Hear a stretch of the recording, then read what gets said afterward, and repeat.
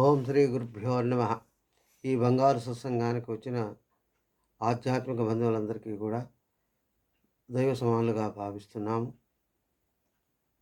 ఈ యొక్క సత్సంగంలో మనము మా యొక్క తల్లిదండ్రులను, గురువులను అందరినీ కూడా అందరికీ నమస్కరిస్తూ ఇప్పుడు మనం చెప్పుకోబోయే విషయాన్ని అందరూ కూడా సత్సంగంలో ఒకరికొకరు మంచి అభిప్రాయాలతో పంచుకుందామని తెలియజేస్తున్నాం. ఈరోజు మనం అనుకున్నటువంటి విషయము లక్ష్మీదేవి నివాసం ఎందుకు ఉండటం లేదు అనే విషయం గురించి చెప్పుకుందాం. ఏ ఇంట్లో అయితే ఇల్లు శుభ్రతగా ఉండదో ఆ ఇంట్లో లక్ష్మీదేవి ఉండటం కష్టము. అదేవిధంగా ఏ ఇంట్లో అయితే ఉదయం సాయంత్రం పూజ జరగదో ఆ ఇంట్లో లక్ష్మీదేవి ఉండదు అనేది వేదాలు చెబుతున్నాయి, పెద్దలు చెబుతున్నారు, శాస్త్రాలు చెబుతున్నాయి. కాబట్టి ఆ లక్ష్మీదేవి నిలబడటం కోసం, నివాసం కోసం ప్రతి ఇంట్లో కూడా ప్రతిరోజు ఉదయం సాయంత్రము దీపారాధన చేయండి, శుభ్రంగా ఇల్లు ఉంచండి.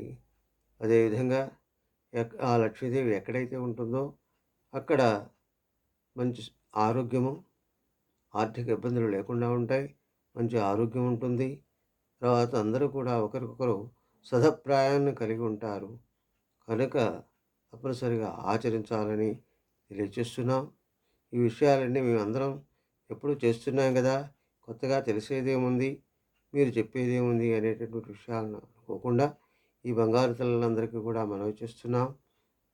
చెయ్యని వారికి మాత్రమే ఈ విషయాన్ని, అంటే దీపారాధన ఎప్పుడు చేయని వారికి ప్రతిరోజు చేయమని సూచనప్రాయంగా చెప్తూ ఉన్నాం. కనుక బంగారు తల్లులందరూ ఈ విషయాన్ని గ్రహించి ఆచరించండి.